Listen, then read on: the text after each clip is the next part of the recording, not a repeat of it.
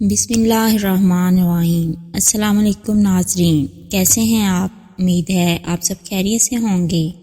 اگر آج آپ لوگوں نے درود پاک نہیں پڑھا تو برائے مہربانی درود پاک پڑھ لیجئے۔ آج کا ہمارا واقعہ ہے حضرت آدم علیہ السلام کی وفات۔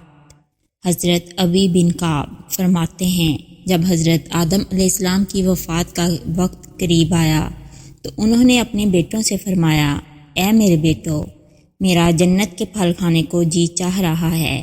بیٹے پھل کی تلاش میں نکل پڑے۔ سامنے سے فرشتے آتے نظر آئے جن کے پاس حضرت آدم علیہ السلام کا کفن اور خوشبو تھی۔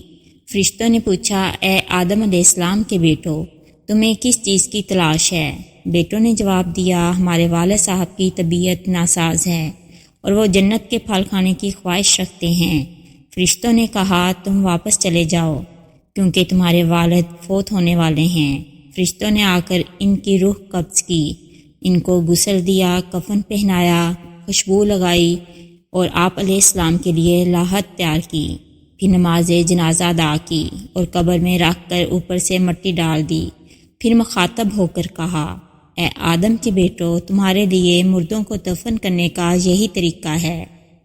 حضرت آدم علیہ السلام کو مکہ مکرمہ میں جبل ابی قبیس پر دفن کیا گیا۔ حضرت آدم علیہ السلام کی کل عمر 1000 سال تھی۔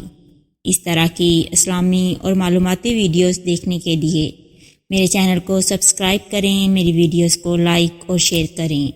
شکریہ۔